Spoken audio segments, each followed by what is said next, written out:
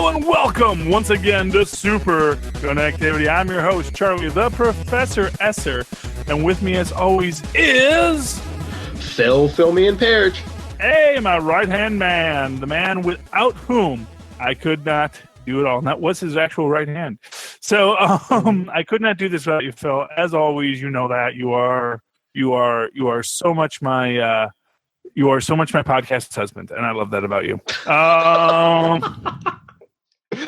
Thank you. Hey, I'm a modern man. I don't get hung up on things like that. Okay. Let's talk. So much to talk. Okay, let's talk about the tragedy that has befallen the Marvel Universe recently. And of course, I'm talking about the trailer for Inhumans.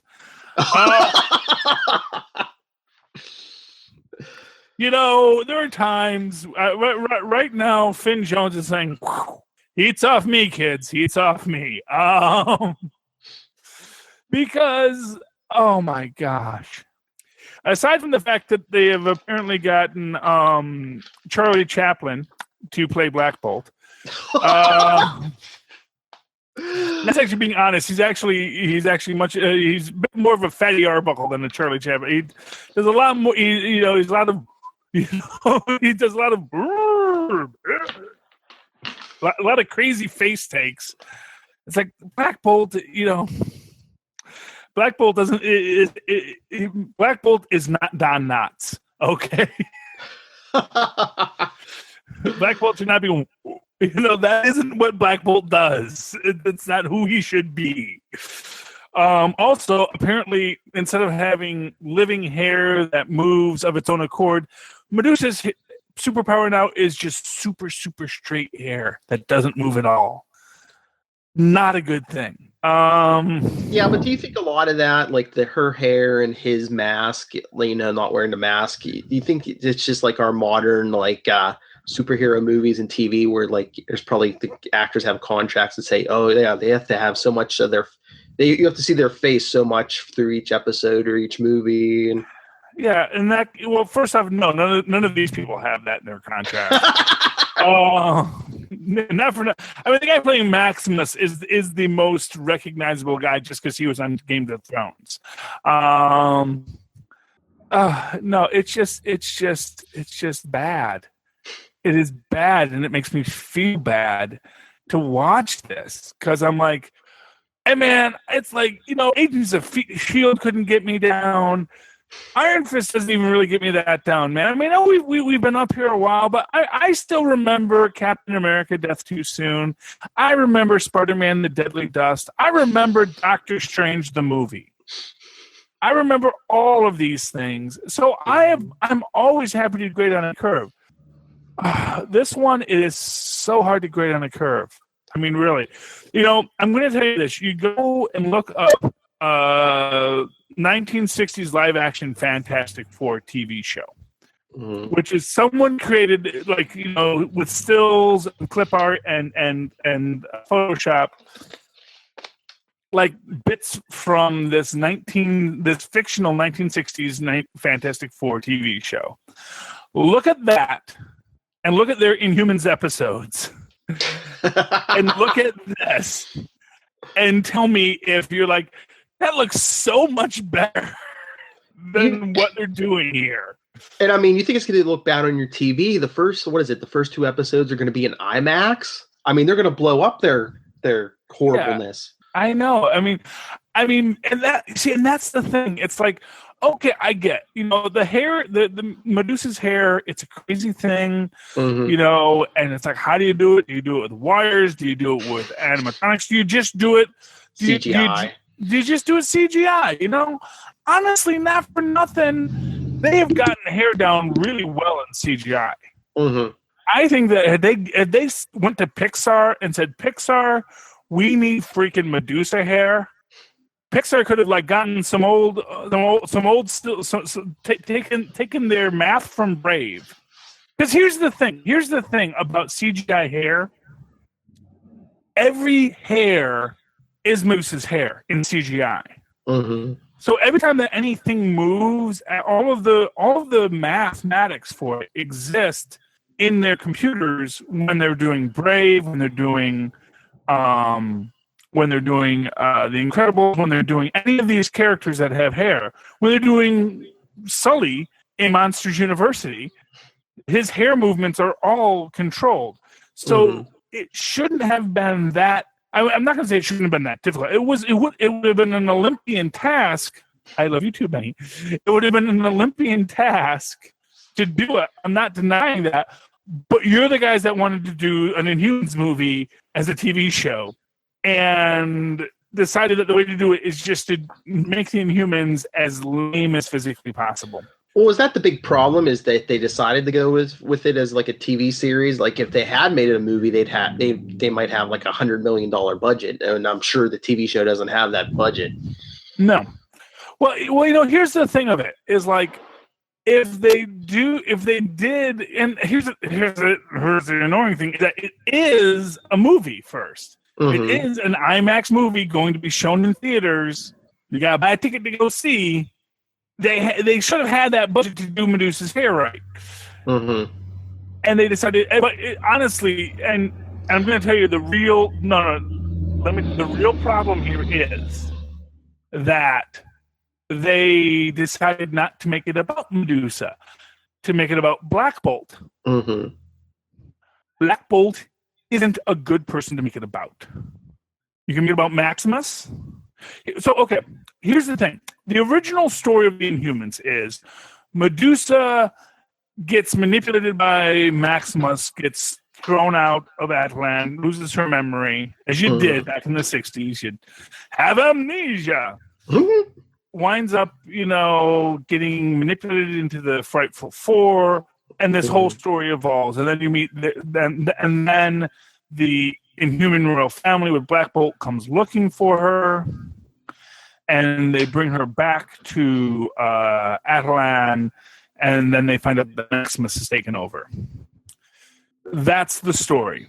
In this one, they seem to be following, I guess, a somewhat similar plot line, except that the difference is that Black Bolt gets cast out, and it's Black Bolt's road trip to get back to New Atlan and gather up, Karnak and Gorgon. Well, Medusa's locked away in the castle somewhere. So you take the least expressive character and turn him into Marcel Marceau. Have him clown around on Earth for a bit with Lockjaw. Another character who doesn't speak. Lockjaw doesn't speak. If you're going to exile him with somebody, why didn't they cast out Black Bolt and Medusa? At least that way he'd have a translator. Yeah, Lockjaw is good. Yeah, Lockjaw is good. I like Lockjaw, and Lockjaw has a great history and a great character. I can be seen now, so you see me sessioning the kids. Okay. Yes. Dealing with small children. It's fun. Okay. Thank you. Go talk to your mother for a minute, okay, please? Thank you. Okay. Yes. Anyway, domesticity. It's lovely. Okay. Yeah. So I live in a city. I live in Newark, New Jersey, and it is a city, and I live in an apartment. It means everyone's on top of each other. But it makes us stronger as a society to live in that way, rather than people who live out in the woods somewhere, never talk to their neighbors. They all got all these guns because they got to be ready for whatever comes over that ridge. They don't know what it is. They got to be ready to take it out. I know the criminals who live next door to me, and we work it out. We find a relationship. It's all good. It's all good. Anyway, yeah. So to sum it up, criminals. Hey, it's New Jersey. This is where the Kushners are from. And that's not partisan. You think it's partisan, but everyone forgets that the Kushners used to be Democratic criminals. But after they went to jail for being Democratic criminals, they decided to become Republican criminals. And when they go to jail for that, then I actually think it's not the parties. It's just Kushners. They're just they have too much urge to supervillainy, and they just ruin everything. I'll throw a Kushner under the bus. What the heck? All right, back to this crappy Inhumans show. To quote the critic, it stinks. I don't know if it stinks. I'll be honest. I don't know if it stinks. It might be fantastic. I may be eating crow in a couple weeks or a couple months when it comes out, and I will happily. Here's the thing. I'm always happy to eat crow. I'm always happy to be pleasantly surprised when these shows go good. Yeah, but you're not the only one I've heard this from. I've heard it from basically anyone I know personally. Any of the articles I've read, they said it doesn't look good. I mean, just visually, it doesn't look good. It doesn't look good, and it's like, and you're putting it in IMAX, and it's like, if you're putting it in IMAX, what are you putting it in IMAX for? Exactly. First of all, I don't even like to see films in IMAX. It's like the only thing that I used to like to watch in IMAX were when I would go to the Detroit Science Center and you'd sit in the chair and they'd do the swooping cameras through the Grand Canyon. That was a good use of IMAX. I really don't see anything else as a good use of IMAX. If I'm not touring in the Grand Canyon, I don't know why I'm in an IMAX theater. I'll be honest with you. I wonder, since it's IMAX, where you have like all those shots of like, the backdrop of the moon and. Yeah, the moon. Your other problem, yeah. Well, my problem with the moon is that we can see the moon. It's not hidden. And everyone says, well, they're on the dark side of the moon. There is not a dark side of the moon. The dark side of the moon is the part of the moon that is currently rotated away from us. But that part does actually rotate back towards us. The moon actually rotates like the Earth.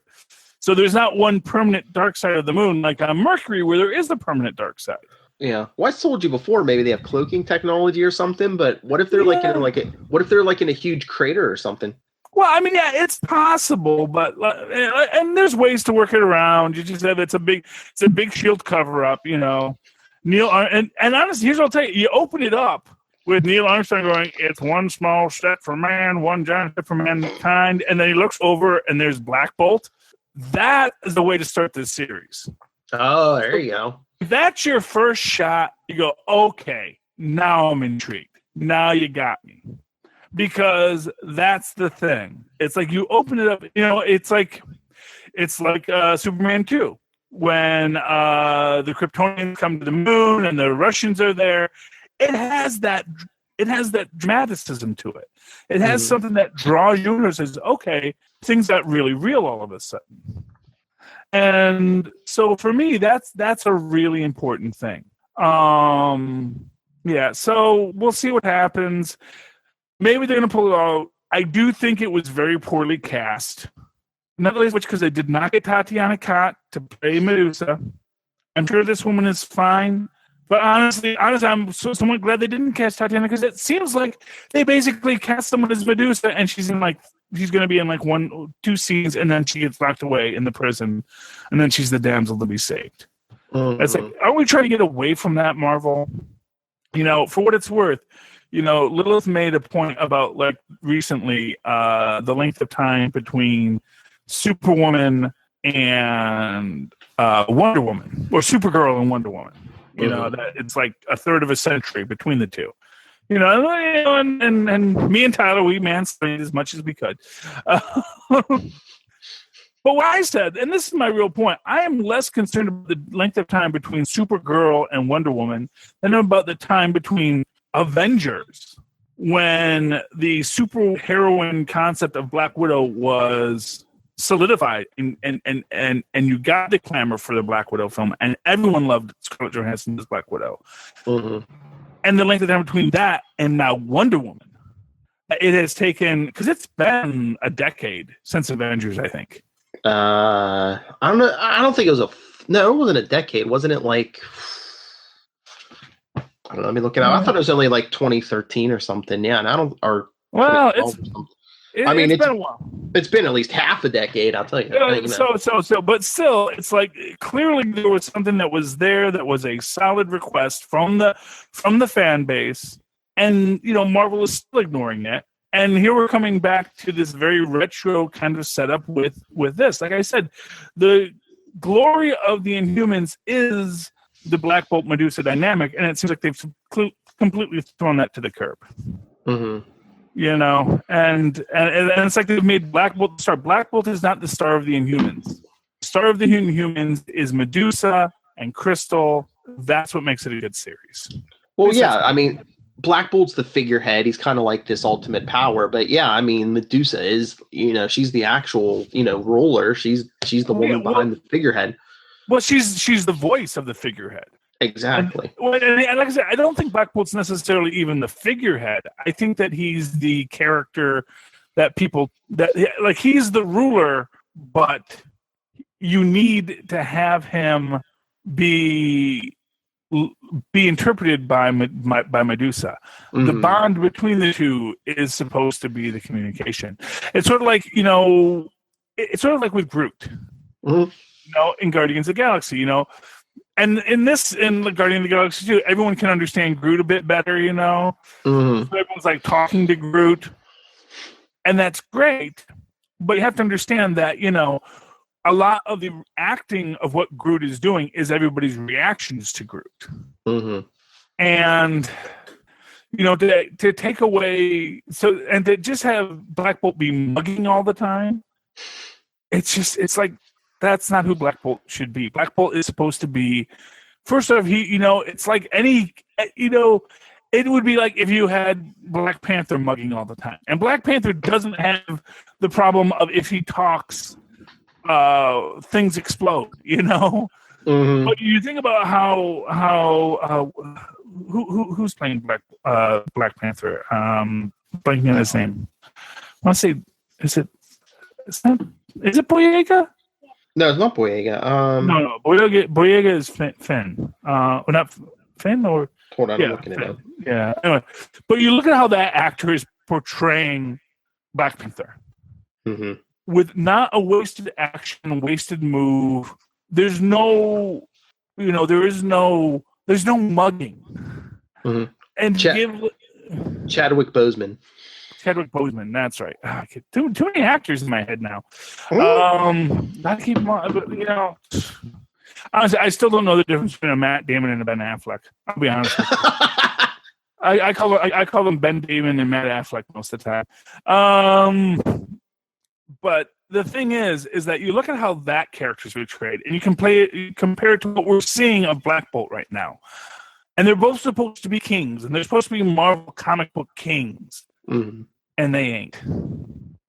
Well, in the defense Black Panther is. Well, I was going to say, in the defense of Black Panther, I mean, he just became king, like, in the Age of Civil War. So I mean, he's. Yeah. But you know what? But he is a king already. Yeah. And he carries himself as a king, and he plays it. You see, like and I think honestly, I don't know if he's ever said this, but I bet you he was influenced a bit by Eddie Murphy's character in Coming to America. Mm. And you think about how Eddie Murphy plays the king, again, with this idea of this man who is very intelligent, mm-hmm. very controlled, and very aware of everything going on around him at all times. And, again, not mugging for the camera all the time. I don't want to, it's like I said, Black Bolt can't be that expressive. But in their defense, we haven't seen the show yet. They might just show in this commercial, in that trailer. They might just be showing us the muggiest scenes. Maybe he isn't like that the whole time. Maybe, but let me put it to you this way: you ever see Penn and Teller? Of course, yeah. We've all seen Penn and Teller, and you see Teller. Teller is what Black Bolt should be. He stands there. And maybe he does a little thing, maybe this thing, but the quietness of Teller exudes from Teller. Mm-hmm. He's a quiet being, and he plays. Honestly, if they told me they'd cast Teller as Black Bolt, I'd say yes. I mean, he might not be taller. You know what? But you know what? Here's what I'm going to tell you: casting Teller as Black Bolt is like, why am I blanking on every actor's name now? Played Batman in the 80s Batman series. Michael Keaton. When everyone's like, you're casting Michael Keaton as Batman, he's not. Michael Keaton was amazing as Batman. Going to be fantastic as Vulture. Oh yeah. And that's what I'm telling you. It's like you think about Teller as Black Bolt, but Teller as Black Bolt would have been amazing in what he could do as Black Bolt. They're all dancing in front of the computer trying to distract me. But anyway, that's okay. So enough of that. Let's get to something good. A little deeper. Yeah, we'll try and do something good. Here's what I'm going to tell you. Okay. So we realized something today about the current Nick Spencer Secret Empire arc, which is that Nick Spencer stole the entire idea. Hello, Tristan. This is Tristan from an episode of Kim Possible. That's right. And it really struck me that this is the whole crux of it, is that if you have a guy who's a supervillain, who actually isn't a supervillain, but is just an intelligent guy aware of what's going on around him, a guy who actually is trying to get things done in a supervillainous way, he becomes so much more unstoppable because he doesn't have the built-in self-defeating qualities of a supervillain. Hydra Cap isn't going to start monologuing at any time. He's going to be like, not what I'm going to do. I'm doing this. I'm getting it done. To that extent, that's why Captain America or Captain Hydra is such a great villain in this, because he is literally just the guy getting it done.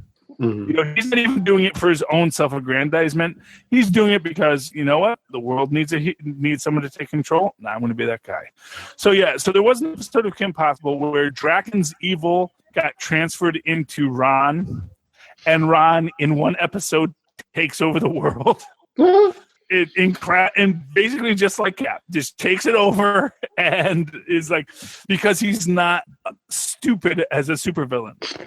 He's not doing this because he needs to prove himself to anyone. It's just, I'm evil, so I'm going to take over the world.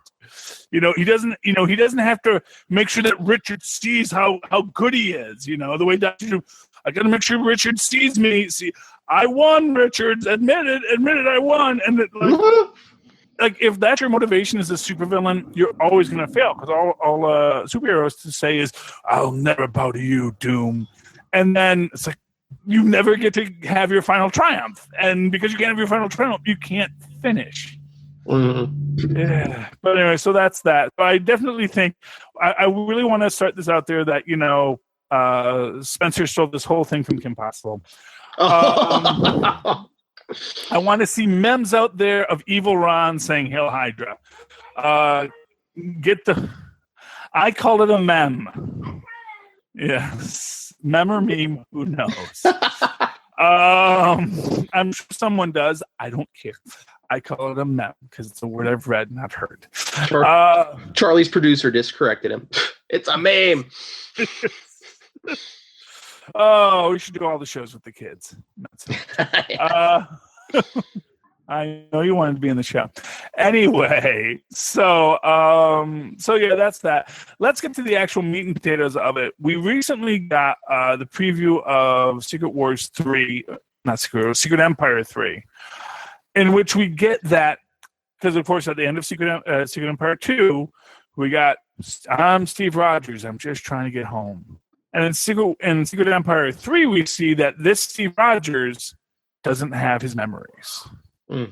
That whatever he is at, he's like, I remember training camp. And you see him as little scrawny Steve Rogers at the training camp. And you get this idea that this is the real Steve Rogers, that somehow part of him has been pulled away from his own history. And it's an interesting concept when you think of so you have this divergent timeline. You have the real Steve Rogers timeline. And then somewhere in World War II, Kobik separates it out, fills in this other timeline that informs what we have as our current Steve. But the other Steve Rogers still exists within that cosmos. But he's lost his history, but he's still the man he was. So it is in It is, and I think I remember someone saying, I think it was Graham McMillan and Jeff Lester on the Wait What podcast, where they were saying, "Oh, it's Superman Red, Superman Blue." You split Superman into two, and one is the good Superman, one is the evil Superman, and again, an idea stolen from the best Superman film ever made, Superman #3. Watch it on Capes and Learning Dicks, kids. We're reviewing it, and I will tell you, I am gonna. This is the moment I've trained for my entire life. Why Gus Gorman deserves to be back in the DCU as the most terrifying villain of all, because he knows your secrets. Because it's all out there on the interwebs, kids. Everything you ever did, everything you ever said, he knows it because he's Gus Gorman and he talks to computers. You have to recast him now. Mm-hmm. Well, I mean, I meant in the comic books. I mean, they could draw. Okay. I mean, they could draw him like Richard Pryor in the comic books. I mean, and it's not like it'd be that hard to get an actor to put on a Richard Pryor wig and mustache. I mean, there's lots of actors who could do a Richard Pryor impression. Trust me, they I know a lot of actors and comedians, black and white, who do great Richard Pryor impersonations. So it's not like they couldn't get an actor to be a Richard Pryor character. But I think that Gus Gorman character deserves to be in the DCU, to be as I said, the evil Oracle. Just like Batgirl in her wheelchair. Telling everyone what's going on all around the city. Have a guy doing that, but just be evil. The villains for hire guy. That is Gus Gorman. He is a fantastic character, and he deserves that. But So again, that idea of the split hero, of the good and the evil, of the Kal-El, douchey guy from Krypton, and Clark Kent, a human being from Smallville, Kansas, or Smallville, New York, depending on which story you read. Smallville used to be in New York. Look it up, kids. Yeah, it's upstate New York. Anyway, but the idea that maybe you have this split Captain America of the goodness of Cap and the evilness of Cap split apart, because this is because you have the base Cap that's been separated from his history, and then the other Cap that's been filled in with this Hydra history to nurture him to evil. They're both Caps. They're both the same decent, perfect men. Mm-hmm. But one has a history one has been given a history, and that history has turned him evil. The other one has no history, and his basic nature is that he is good. And I think that is the point, is that maybe that Cap's basic nature is good, even as he's been forced into this evil. But now, of course, Captain America, Steve Rogers' Captain America, we just read this week, he was full-on supervillain. Mm-hmm. He's all secondary color, man. He's actually green and yellow is technically a heroic color, except when you match it with green, which is an evil, villainous secondary color. It's a secondary color, and villains wear green, green and purple.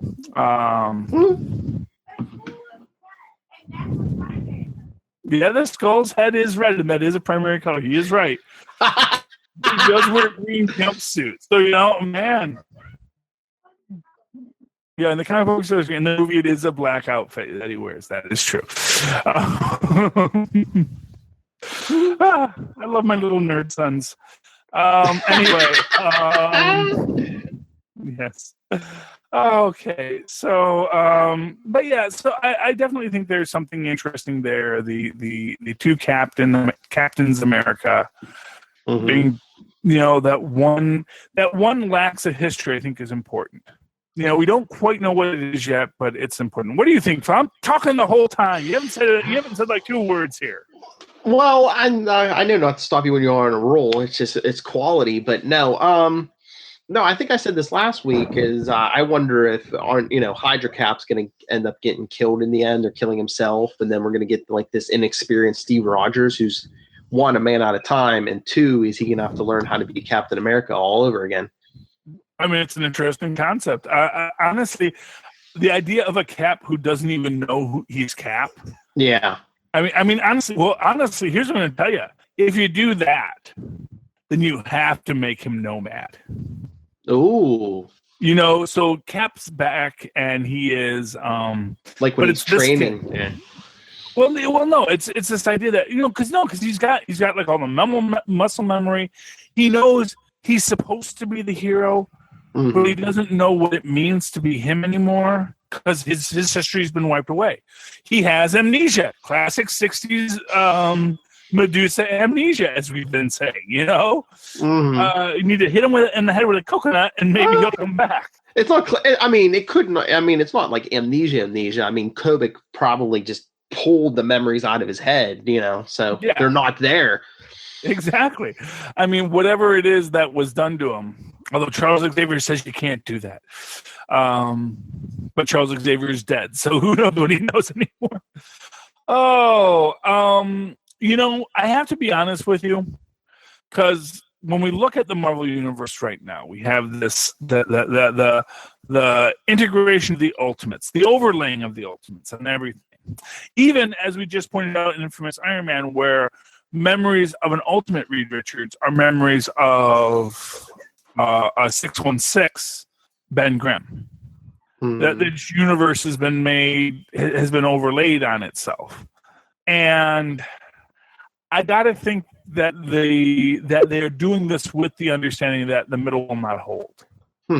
I got to think that when you think about all the stresses that this universe has been through, the shattering of time in the Age of Ultron, the rewriting of Kobik, the Secret Wars, time travelers just coming and going and staying for years.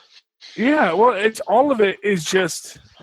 But But here's what I'll say. The history of the Marvel Universe has always been shattered. Because we've always known there were alternate histories that didn't necessarily make sense, whether it's the Days of Futures Past world or the 2099 world where it's always 2099. Did you ever see Rudolph and Baby New Year? Yeah. Yeah, and they go to all the different islands, and in each island, it's always the same period of time. Yeah. That's what the Marvel Universe is like. There's always this island of 2099, and it's like it'll always be 2099 there. That's all it will ever be. Always be on the cusp of the next millennia. Or the year before the next millennia, because actually 3001 would be the next millennia, not the year 2000. That's the last year of that millennia. If you want to get technical, because there's no year zero in the AD or the BCE calendar. There is not a DC calendar. Okay, well, that's a different universe. Anyway, I think that they are going towards another rewrite. And I think that basically what they're doing, I don't know how they're going to do it, because I don't think they're just going to, crumple it up and start over. I don't think we're going to get back to the Fantastic Four going up in a rocket ship in the year 2020 or 2018, whenever the whole House of Cards collapses. I don't think that's what we're going back to. You know what? I think they're going to try to leave everything vague. Like if they give us the Fantastic Four origin, they're not going to they're kind of trying to make the technology and everything vague, so you can't pin it to a specific year and all that stuff. And I wonder if that's why they're doing the thing that they're doing with Cap now. If our idea does pan out, where we get this, Hydra Cap gets killed and we get this young and experienced Steve Rogers. So you kind of the original Cap still happened in World War II, but you're going to kind of get almost like a soft reboot of Cap in the present day.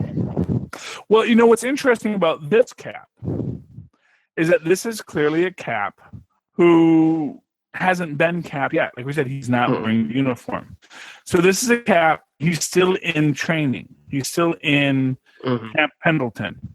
He maybe hasn't even met Peggy Carter yet. Only knows Betsy Ross. Still bugs me.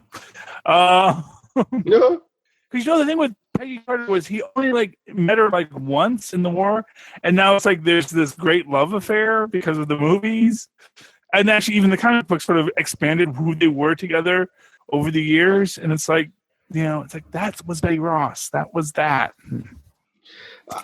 They just toss it all out. And you have like you always had the weird love triangle. Because I mean, at first, back in the '60s, Sharon Carter was Peggy's sister, and he dated her. Oh yeah. But now it's even weirder because now he's like, now she was Peggy's niece, and now he dated her, and then he dated her niece. Well, one imagines that the niece is better than the sister, because that is really like. Well, hey, with the time difference now, I mean, in the '60s, it was only 20 years or so. Yeah. But it's like, sure, younger, hotter model. Now, of course, they had at that time the idea that Peggy basically went insane at the end of World War II. She had Peggy Carter has been through a lot in the comic books, and but at least she wasn't forgotten like poor Betsy Ross. Mm-hmm. That's my thing is Betsy Ross. She got just forgotten. They just decided they don't count no more, and it's kind of like And part of me is sitting there going, the whole thing with, in Great Lakes Avengers, we had this bit with Connie Ferrari and about how she's kind of obsessed with Captain America at this point because she's been with Captain America. And once you've been with Captain America, you don't go back. You don't go back. Once you go Cap, you don't go back. That's the thing. But of course, there's only one Cap, and so makes you wonder if that's sort of because I know that that was kind of a thing. Betsy Ross and both. It seemed to be a thing with like Jeff Nussland or not Jeff Nussland. What was Nussland's first name? I'm forgetting it. And Jeff Mace. William Nussland? Yeah. William Nussland, the Spirit of 76, who was the first replacement and then replaced by Jeff Mace. And it seemed from the retelling of the Patriots story that she was never that impressed by any of them because they just were not Cap. But she does wind up marrying Mace, so good on that, Mm-hmm. And then we got Morgenstern back as Miss Patriot in the Ant-Man books, so that's good. But poor Betsy Ross, they forget that she was Cap's first love, and I just think Cap had a lot of loves. And there was recently a thing about all the women that Spider-Man has dated over the years. There've been a lot. That cat gets around, man. You know who's the worst? Daredevil, Matt Murdock, man. Really, I know Karen Page. There was Elektra, Black Widow. There was another one, Heather Glenn. And I swear there was at least one or two more. But the Gloriana, somebody. She was a photographer. That was like in the 80s. Yeah. Matt Murdock's been around. Well, you know what the inspiration for that is, don't you? What? David Banner, the Incredible Hulk. If you ever watch that show, man, in the 1980s, every week it's like you realize that's how David keeps on getting all these shots. You realize he's always working for these lovely single women or sometimes married women who are real friendly with David Banner, and you realize he's maybe gigoloing his way across the country as the Hulk.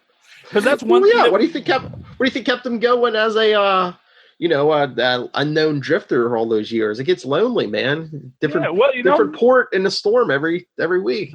And that's one thing I'll say about that David Banner Hulk versus our later Edward Norton and Mark Ruffalo Hulks is, that's not outrageous. We always make the joke when we watch The Incredible Hulk about, I guess that's not outrageous enough because it's like when he gets angry or outraged, and it's like, hey, I ain't angry and this ain't outrageous. Whereas now it's like, oh, my heart rate will go up and then I'll turn into a Hulk. It's like, I guess, or maybe you could just like chill about it and not like just become a rage monster just because you're, if you think that doing that's going to make you a Hulk, I think you got some deeper Freudian problems, Mark Ruffalo's Hulk. Is it just like that alteration of the DNA that makes these guys like, such like crazy ladies men? I mean, because Steve Rogers, Super Soldier Serum, Bruce Banner, Peter Parker, and Matt Murdock all exposed to radiation. Well, actually, no, Hawkeye really only has dated two people, Black Widow and Mockingbird. So, Mm-hmm. yeah, and he's just a normal guy. But that's because he's the good, hard-working carny. Remember, Carney's built this country, and he's just a blue-collar carny, and that's all. I mean, Tony Stark gets around, but he has money. Yeah, he's rich. That's his superpower. Right? Yeah, but well, you know what? I mean, we all know that superhero comics, they are wish fulfillment for guys who maybe did not date as much as they would have liked to in their youths, and imagining what it would be like if you woke up one day with this amazing superpowers and suddenly you could be an alpha dog. Mm-hmm. But of course, you also have to be a nice person. But like even like Matt Murdock, I mean, they showed it like in the first season of the Netflix show. He plays the whole blind guy thing when they don't know he has powers. He's like, "Oh, hey, can you hold my hand and help me along?" And they're like, "Oh, sure," and Yeah, well, it helps that he's really good looking, successful and smart, and that's this idea. It's this idea that women like a good looking man, but they also like a nice man. They would like a nice, good looking man.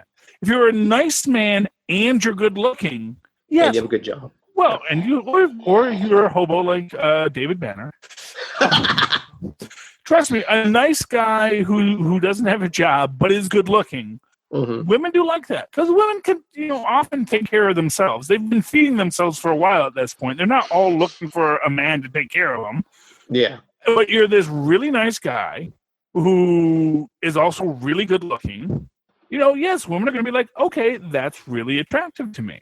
And so, yeah, that makes perfect sense to me. I mean, those of us who are nice guys and are not good looking, but still have women say, "You're a really nice guy. I really like you." We know that, yeah, women like really nice guys. If you are actually, and you have to be an honest, nice guy. You have to be an honest, nice guy who isn't just there for other stuff. You have to be just actually, I'm actually, I see you as a human being and I respect you as a human being. And because you're a human being, I treat you as a human being would be treated. Women love that stuff. It's the old saying. It's all about sincerity. Mm-hmm. Once you can fake sincerity, you've got it made. I mean, Matt Murdock, he's a lawyer. He can fake sincerity with the best of them. Exactly. Well, that's your entire job as a lawyer, is to fake sincerity, and I think Matt Murdock does that very well. And it doesn't hurt that he's blind but capable. Yeah, so and there's hypersenses. I mean, he could tell when a line's working and when it's not working by heartbeats and stuff. Well, yeah, well, exactly. You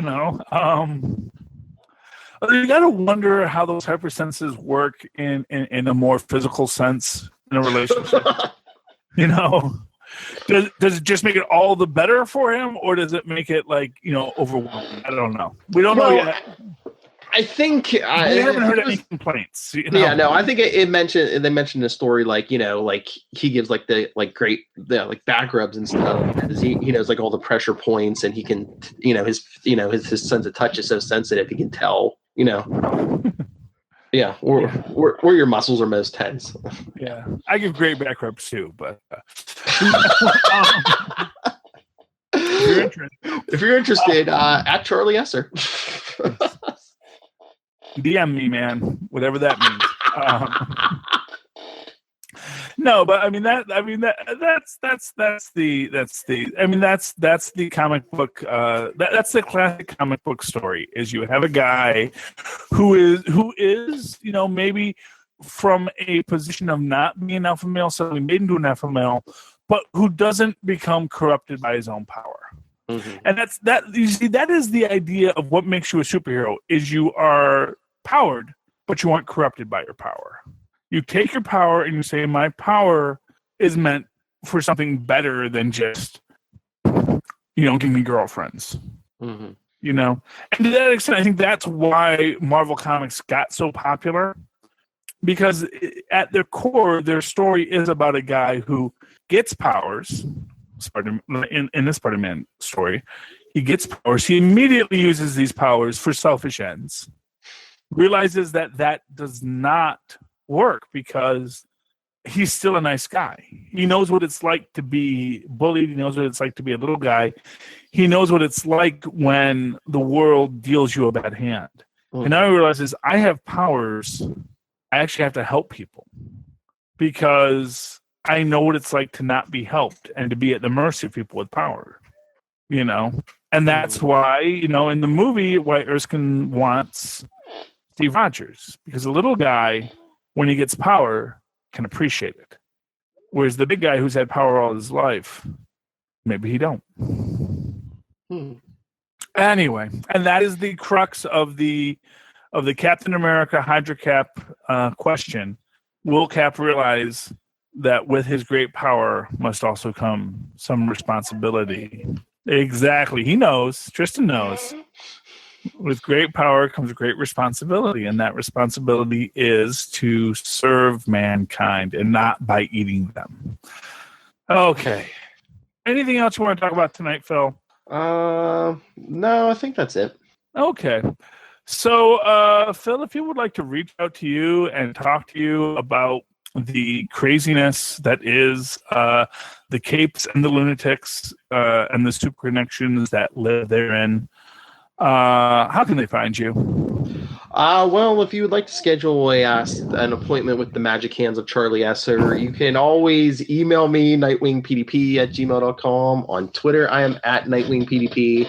And just remember, Superconnectivity, it's still going to be on Enough Said, but you can also find it on our upcoming Capes and Lunatics podcast with me, Charlie, Lilith, and Tyler. And like every week now, if Charlie's fine with it, I think we're going to do it like we're doing it tonight on our live. We're filming live on Google Hangout. It's on you can find it on the Capes and Lunatics YouTube page. So subscribe to the Capes and Lunatics YouTube page. And most nights, not next week, but most nights we'll probably be doing this Friday night. So chat room's open. You can talk, communicate with us live. And also, we have the voicemail for Capes and Lunatics, 614-382-2737. That's 614-38-CAPES. So if you listen to the very last episode of All New Marvel Roundup, you heard Stockton Piner. So check it out. Okay, I think I'm done. Okay, Charlie Esser. We are going to try and keep on doing this on Google Hangouts. I can't always promise that Tristan will be our third co-host. I know he's ready for the podcast world. Let me tell you. If you would like to write to me in that old-fashioned email way, if you'd like to cut out my procurer, Philip Parrish, and go directly to the source. There goes my 10%. Yeah, exactly. Well, at least that's reasonable. You can always write to me in that old-fashioned email way at superconnectivityblog@gmail.com. That's superconnectivityblog. Somebody I'll write a blog again at gmail.com. And, of course, follow me on Twitter as I live tweet something. Because we can't live tweet The Incredible Hulk anymore, which is no longer on 7 o'clock on Saturdays on MayTV.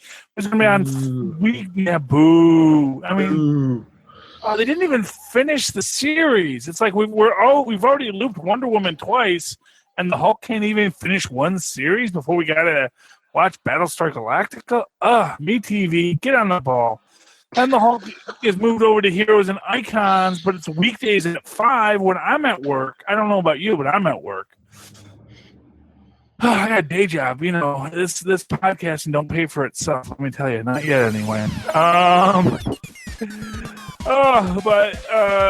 I do live tweet Agents of S.H.I.E.L.D., and I guess I'll have to live tweet the Inhumans, because they took 8 episodes of the Agents of S.H.I.E.L.D. time slot next year. And I'll live tweet something else. I'll find something to live tweet. Hey, Cloak and Dagger's coming. At Charlie Esser, that's CharlieEsser, 2 E's in the middle for quality. Thank you for connecting with us, ladies and gentlemen. Please super connect with us once again. Good night. Good night.